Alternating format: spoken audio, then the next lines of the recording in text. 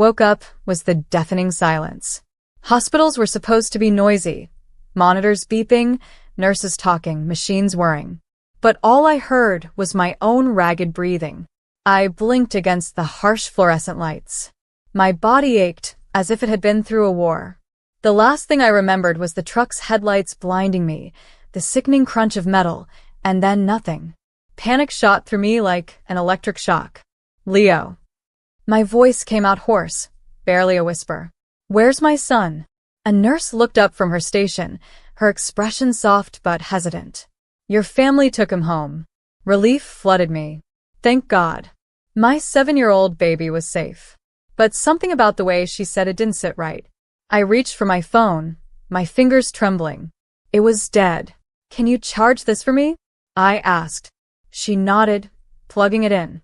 Your family visited yesterday, she said after a moment, choosing her words carefully. Yesterday? Then why weren't they here now? A sick feeling curled in my stomach. I waited, heart pounding, until my phone had enough charge to turn on.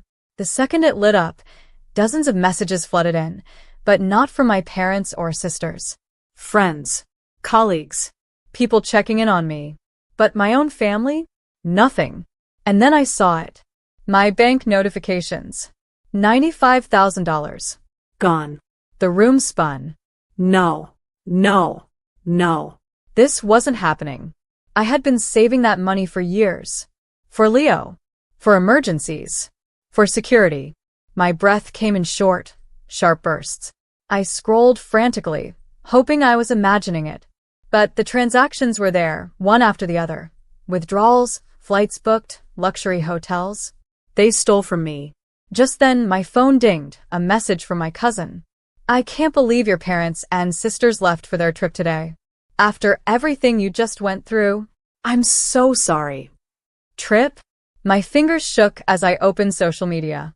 And there it was. A photo of my sisters beaming in first class. My mother holding up a champagne glass. Shopping bags from luxury brands. The caption? Nothing like a well-deserved getaway. Time to enjoy life to the fullest. The world blurred with rage. They took my money, left my son, and went on vacation. I barely managed to dial the number before I hit call. 1 ring. 2 rings. Then my mother answered. Her voice was annoyed. What? I gripped the phone so tightly my knuckles turned white. Where is my son? A pause. Then she scoffed. She actually scoffed. Oh, calm down. He's fine. He's home. Alone? I nearly dropped the phone. You left him home alone? I choked. Another scoff. He's 7. He can handle himself. The rage that filled me in that moment was something I had never felt before. They had abandoned my child. With my money. And they were about to learn exactly what that meant. I hung up without another word. Then I called my neighbor, Mrs. Hayes. She answered on the first ring. Sweetheart, are you okay? I swallowed the lump in my throat. Mrs. Hayes. My son. Is he? He's with me, she said softly. Your family left him alone. He knocked on my door, terrified. Tears burned my eyes. That was it. That was the last straw. I dialed my bank. Freeze all my accounts. I ordered. Now. Then I called my lawyer. They thought they could steal from me and get away with it? They had no idea who they were dealing with. 2 hours later, my phone rang. It was my mother. I answered. What did you do? She demanded. I smiled coldly. Enjoying your trip? Silence. Then my sister's voice cut in, hysterical. We tried using the cards, but they're all locked. We're stuck. What did you do? I leaned back, savoring the moment. I secured what's mine. They spluttered, furious, panicking. You're leaving us stranded? I laughed. A low, dark laugh. You stranded yourselves. And then, for the first time in my life, I hung up on them. The next day, my phone rang again. I let it go to voicemail. I played it later, just to hear the desperation. It was my mother, her voice trembling. I didn't think it would turn out like this, she said, sounding genuinely afraid. We thought you'd forgive us. You always do. She paused. Please. We need you. I stared at the phone for a long time. And then, for the first time ever, I deleted the message. The weight of their choices, not mine, settled like a storm cloud over them. And for the first time in my life, I felt something I had never felt before when it came to my family: absolute freedom. No guilt. No obligation. No second-guessing. Just freedom. I sat on my bed, my body still sore from the accident, my mind still processing everything. My phone lay beside me, still vibrating every few minutes with their desperate calls. I ignored every single one. Instead, I turned my attention to Leo. He sat beside me, holding his stuffed dinosaur, his comfort toy. His little fingers clutched it so tightly, his knuckles were pale.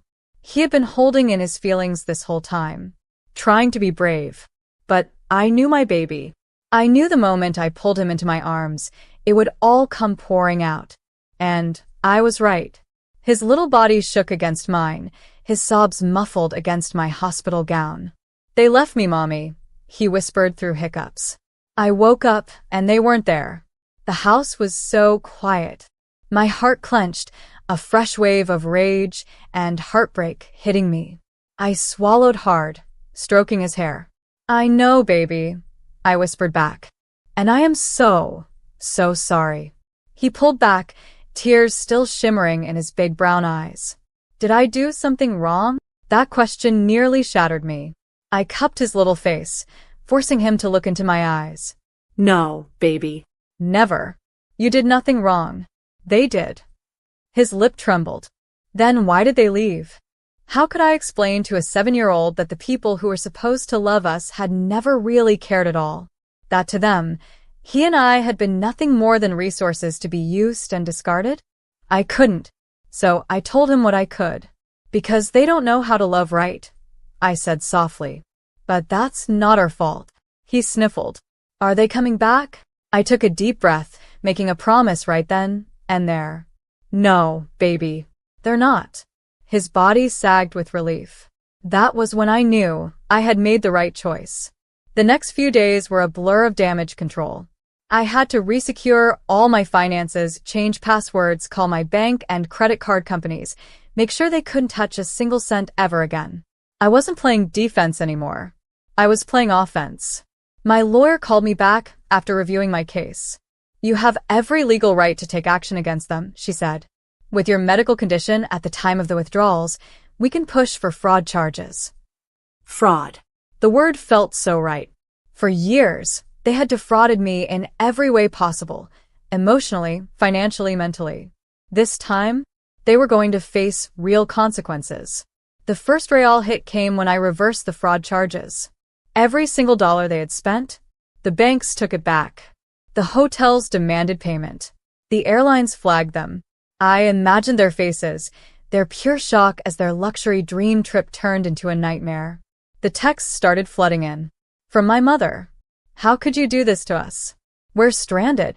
From my sister. They took our luggage. We have nothing. From my father. You better fix this now. I laughed. Fix this? For them? After what they did to me. The real fun began when word started getting out. Because for years, my family had built a reputation as perfect, loving, generous people. They went to church every Sunday. They boasted about being charitable.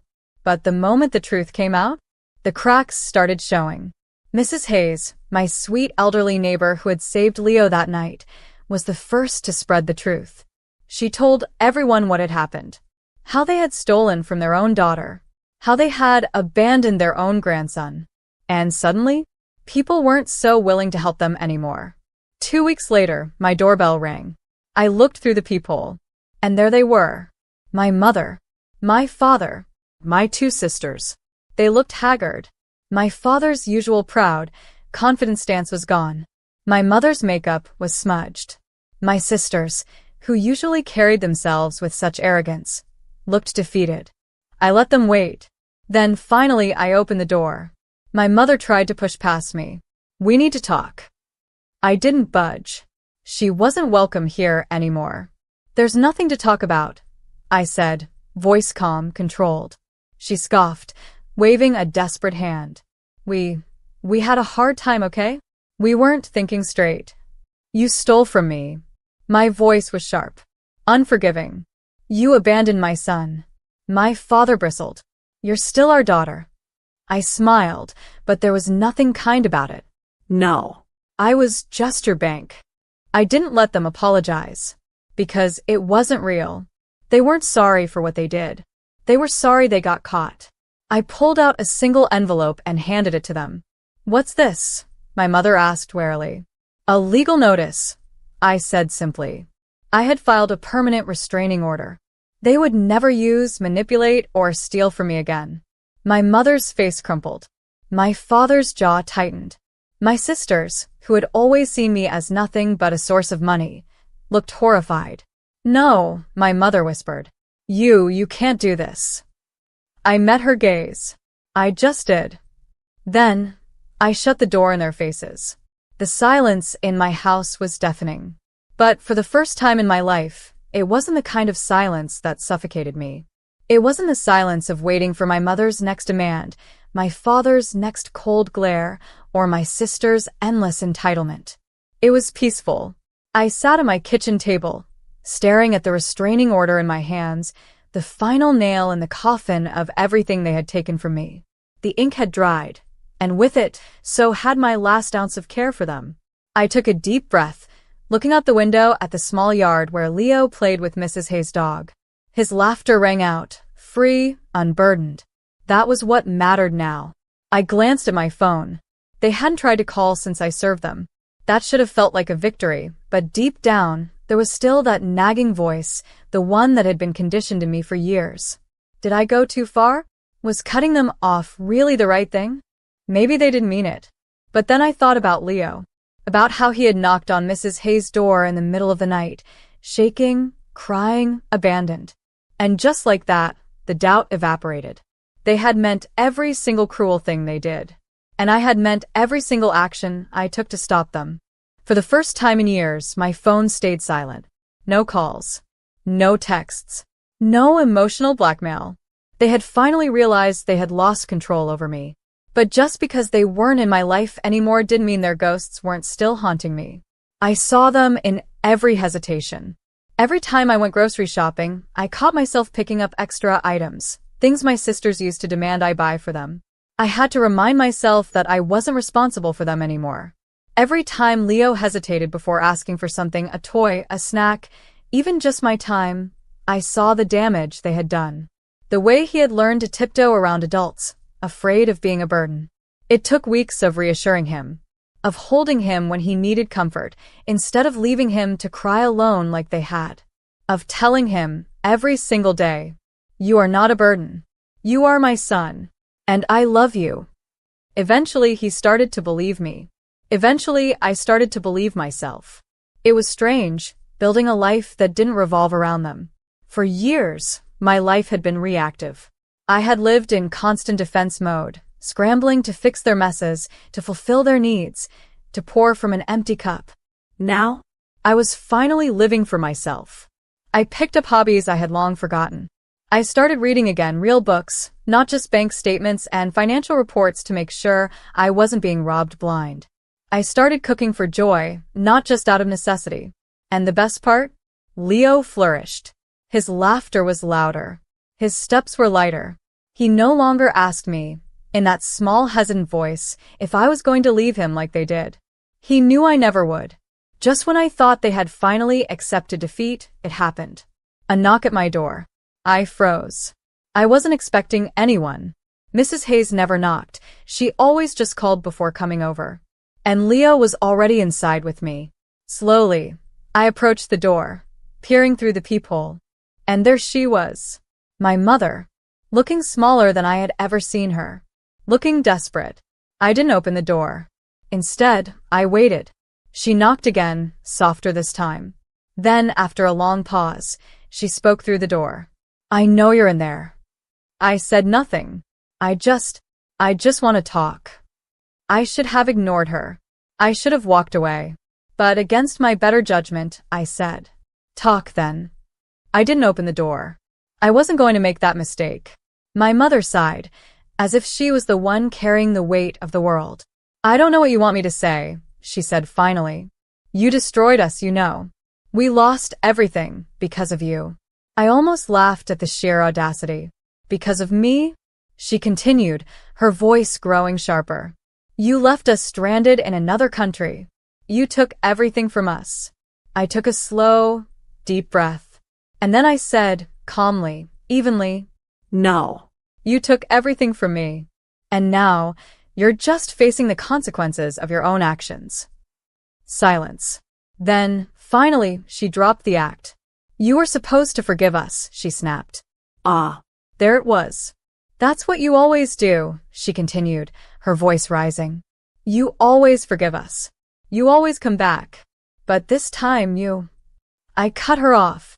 This time, I finally learned my lesson. And then, without another word, I walked away from the door, let her talk to the wood. Saying no was the most powerful thing I had ever done. No to manipulation. No to guilt. No to allowing them back into my life.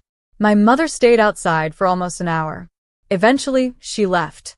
And for the first time in my life, I felt completely, utterly free. Healing wasn't instant. It took time. There were still moments where I found myself reaching for my phone, instinctively expecting a call from them, expecting another crisis I had to fix. But the calls never came. And for the first time in my life, I was okay with that. Months passed. Leo started school again, and for the first time, he didn't look over his shoulder, waiting for someone to leave him. I got a new job, one that actually made me happy. I built a support system, real friends who actually cared about me. And I thrived. Without them. One day, long after it all happened, Leo curled up beside me on the couch. He looked up at me, his big brown eyes filled with something I hadn't seen in a long time. Peace. "Mommy," he asked softly. "Yeah, baby? I'm happy now." Tears burned in my eyes. I kissed his forehead, my heart swelling. "Me too, baby," I whispered. "Me too." And for the first time in my life, I really, truly meant it. As I lay in bed that night, staring at the ceiling, a realization hit me, a simple, yet powerful truth. I had spent so much of my life trying to be the good daughter. Trying to be the fixer, the problem solver, the one who held everything together. And where had it gotten me? Abandoned. Used. Betrayed. But now? Now I was free. Leo was safe. He was loved. He was thriving. I had built a life that was mine. I had people who actually cared about me, Mrs. Hayes, my coworkers, even the few old friends who had always told me I deserved better. For the first time, I believed them. I believed in me. A few weeks later, my phone lit up with a notification. An email. From my father. The subject line? "We need to talk." I didn't open it. I didn't need to. Because I already knew what it said. Some sob story. Some attempt to manipulate me. Some last-ditch effort to drag me back into their control. But that bridge was burned to ashes. So I did the only thing left to do. I deleted the email. And I never looked back. I always wondered if they would try one last time, show up at my door, make some grand, dramatic plea. But they didn't. And honestly, I think they knew. They knew that I was no longer the person they could control. They knew I wasn't afraid of them anymore. They knew that this time, they had pushed too far. And when a narcissist realizes they've lost control, they disappear. Just like that, they were gone. And I felt nothing but relief. One evening, as Leo and I sat on the porch, Mrs. Hayes brought over a fresh batch of cookies. "Thought you two could use some extra sweetness," she said with a wink. Leo grinned, grabbing a cookie with both hands. And in that moment I realized something. Family isn't about blood. It's about love. It's about the people who stay. The people who choose you, not for what you can give them, but simply for who you are. And as I laughed with my son and our new